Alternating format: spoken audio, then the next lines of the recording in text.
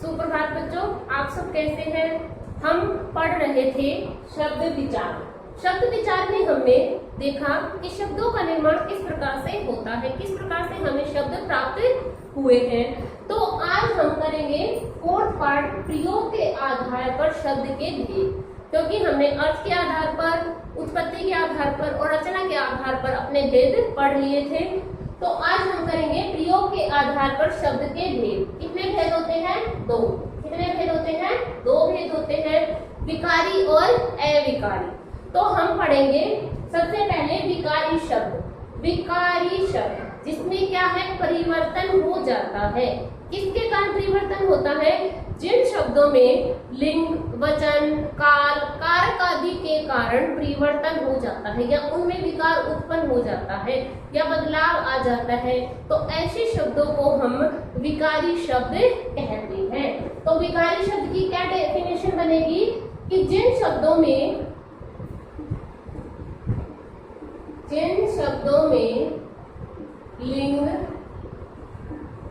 लिंग कौन कौन से होते हैं? हिंदी भाषा में दो लिंग प्रयोग किए जाते हैं, पुल्लिंग और स्त्रीलिंग। लिंग वचन क्या होते हैं? किसी भी वस्तु का एक या एक से अधिक होने का जो बोध कराते हैं उन्हें वचन कहते हैं। वचन दो, हिंदी भाषा में वचन भी दो होते हैं, एक वचन और बहुवचन। जिन शब्दों में लिंग, वचन, काल क्या होता है? समय, कि जो किसी का समय बताता है। कारक आदि के कारण, कारक क्या होते हैं कि एक वाक्य में प्रयोग की गई क्रिया का दूसरे शब्दों के साथ संबंध बताता है, तो उन शब्दों को हम कारक कहते हैं।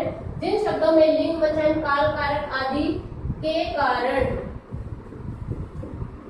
बदलाव आता है, बदलाव या परिवर्तन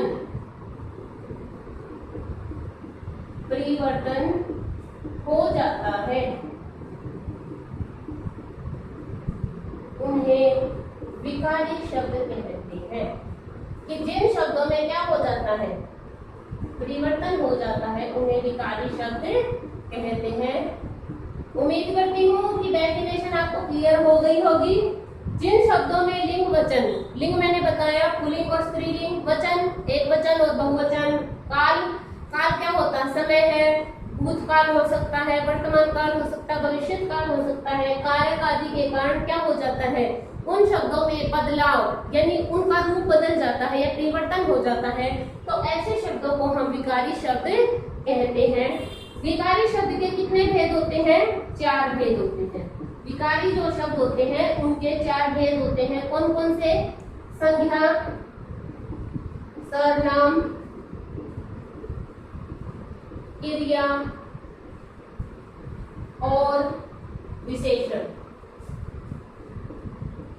संज्ञा, सर्वनाम, क्रिया और विशेषण।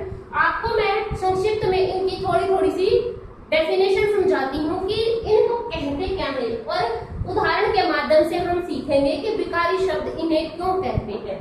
देखो, संज्ञा क्या होता है? किसी भी व्यक्ति, वस्तु, स्थान आदि के नाम को हम क्या कहते हैं? संज्ञा कहते हैं।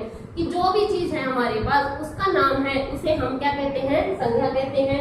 उसके बाद है सर्वनाम, कि जो शब्द संज्ञा के स्थान पर प्रयोग किए जाते हैं, कि जिन शब्दों का प्रयोग हम संज्ञा के स्थान पर करते हैं उन्हें हम सर्वनाम कहते हैं। उसके बाद है क्रिया। क्रिया किसे कहते हैं? कि जो शब्द काम के करने या होने का बोध कराते हैं। कुछ काम हम करते हैं, कुछ काम स्वयं होते हैं, कि जो शब्द क्या करते हैं? काम के करने या होने का बोध कराते हैं, उन्हें क्रिया कहते हैं।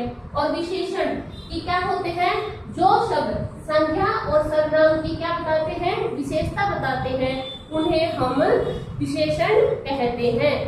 अब हम उदाहरण के माध्यम से सीखेंगे कि शब्दों में परिवर्तन कैसे होता है और किस आधार पर उसमें परिवर्तन हुआ है और किन्हें हम विकारी शब्द कहते हैं। अब देखो, यहाँ पर मैंने एक उदाहरण लिखा है, सीता खाना खाती है। तो इस वाक्य में जो सीता है वो क्या है? संज्ञा है। क्या है? संज्ञा है। खाती है क्या है? क्रिया है। ठीक है, तो सीता खाना खाती है। अब अगर हम संज्ञा को बदल दें, संज्ञा हमने बदल दी, क्या कर दिया? सीता स्त्रीलिंग है, उसको हमने पुल्लिंग में बदल दिया। मोहन खाना खाता है या खाती है? मोहन खाना खाती है। हमने क्रिया को वैसे का वैसा रखा है, तो हमारा उदाहरण क्या हो जाएगा, हमारा वाक्य जो है वो गलत हो जाएगा। तो अब क्या आएगा, मोहन भी क्या है, संज्ञा है, तो क्रिया में भी परिवर्तन होता है। अगर हम संख्या को बदलते हैं स्त्रीलिंग से पुल्लिंग में, हमने स्त्रीलिंग से पुल्लिंग में बदल दिया, तो मोहन खाना खाता है, तो क्रिया वो है अपने आप बदल जाएगी। क्रिया किसके अनुसार बदली, संख्या के अनुसार। तो बच्चों आपने देखा यहाँ पर संख्या के अनुसार यहाँ पर परिवर्तन हुआ है।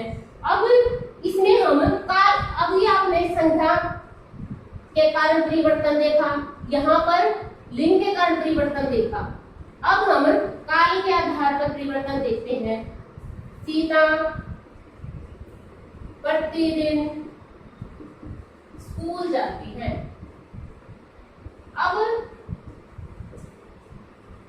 कब जाती है सीता, प्रतिदिन जाती है, लेकिन प्रतिदिन यहाँ पर नहीं। सीता आज स्कूल जा रही है। अब ये आज क्या है, वर्तमान काल है। अगर हम यहाँ लिखें मोहन आज स्कूल जा रहा है, तो जैसे ही हमने यहाँ पर स्त्रीलिंग से पुल्लिंग किया, तो उसी के अनुसार क्या है, काल परिवर्तन, समय के कारण परिवर्तन हो गया। और अगर हम यहाँ पर और एग्जाम्पल देखें कि जैसे सीता कल स्कूल जाएगी, कल स्कूल जाएगी, तो क्रिया क्या है, कल का प्रयोग किया तो क्रिया बदल गई ना। तो यहाँ पर क्या था, काल का परिवर्तन था। और कारक में जब तक हम कारक का परिवर्तन देखते हैं तो क्या होता है, कारक कारक होता है कि जब एक क्रिया का दूसरी वस्तु के साथ संबंध बताता है। जैसे यह कार मोहन की है,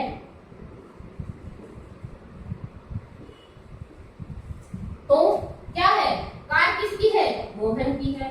अगर हम यहाँ पर कर दे कि यह घर सीता का है, तो ई और का में भी अंतर हो गया, ई और का के कारण भी क्या हो गया, उसमें परिवर्तन हो गया है। तो बच्चों प्रयोग के आधार पर नंबर 2 है अविकारी शब्द। जिन शब्दों में, देखो हमने विकारी किया, जिन शब्दों में संज्ञा, लिंग, वचन, काल, कारक आदि के कारण क्या हो जाता है, परिवर्तन हो जाता है, बदलाव हो जाता है। लेकिन अविकारी, जैसे विकार अविकारी, विकारी अविकारी, तो इसमें अविकार कोई भी परिवर्तन नहीं होता। संज्ञा, सर्वनाम, लिंग, वचन, काल, कारक के कारण कोई परिवर्तन नहीं होता, वो वैसे के वैसे रहते हैं। तो अब हम इसकी डेफिनेशन देखेंगे कि जिन शब्दों में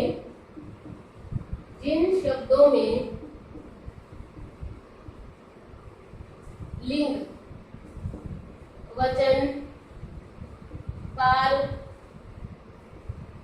कारक आदि के कारण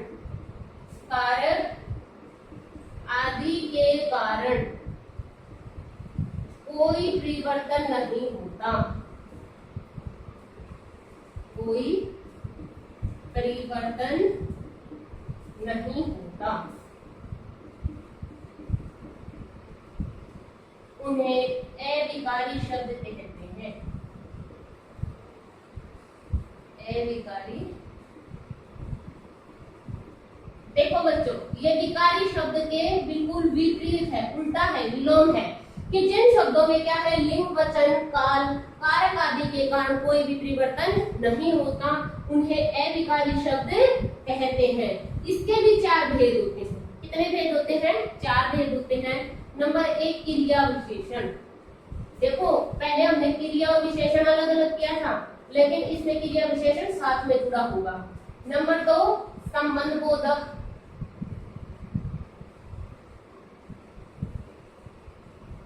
और नंबर 3 समुच्चय बोधक।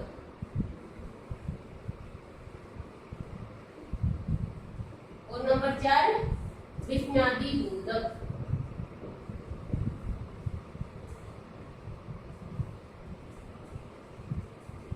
बच्चों मैं आपको थोड़ा सा इनके बारे में भी थोड़ा संक्षिप्त में बताती हूँ। क्रिया विशेषण ये अलग अलग नहीं है, ये इकट्ठा जुड़ा हुआ है। क्रिया विशेषण जो शब्द क्रिया की विशेषता बताते हैं कि क्रिया कब हुई, कितनी हुई, कहाँ हुई, कैसे हुई, जो शब्द के क्या बताते हैं, क्रिया की विशेषता बताते हैं, उन्हें हम क्रिया विशेषण कहते हैं। नंबर 2 संबंध बोधक कि किसी एक वस्तु का, व्यक्ति का दूसरी वस्तु या व्यक्ति के साथ संबंध बताने वाले शब्दों को संबंध बोधक शब्द कहते हैं। और नंबर 3 है समुच्चय बोधक, दो वाक्यों, दो शब्दों, दो शब्दांशों, दो वाक्यांशों को जोड़ने का जो काम करते हैं उन्हें समुच्चय बोधक अव्यय कहते हैं। और नंबर 4 है विस्मयादि बोधक कि जिन शब्दों को सुनकर क्या होती है, हैरानी होती है, हर्ष होता है, खुशी होती है, दुख होता है, तो इन शब्द जो मन के भाव है उनको प्रकट करने के लिए जिन शब्दों का प्रयोग किया जाता है और इनमें भी परिवर्तन नहीं होता कि जब सभी व्यक्तियों को दुख होगा तो एक ही शब्द का प्रयोग करेंगे तो परिवर्तन नहीं होगा, तो ऐसे शब्दों को हम विस्मयादि बोधक अव्यय कहते हैं। तो बच्चों अब मैं आपको अविकारी शब्दों के उदाहरण समझाती हूँ कि किस प्रकार उनमें बदलाव नहीं होता। हम इस चीज को उदाहरण के माध्यम से अच्छी प्रकार से समझ सकते हैं कि जो अविकारी शब्द है उनमें परिवर्तन नहीं होता।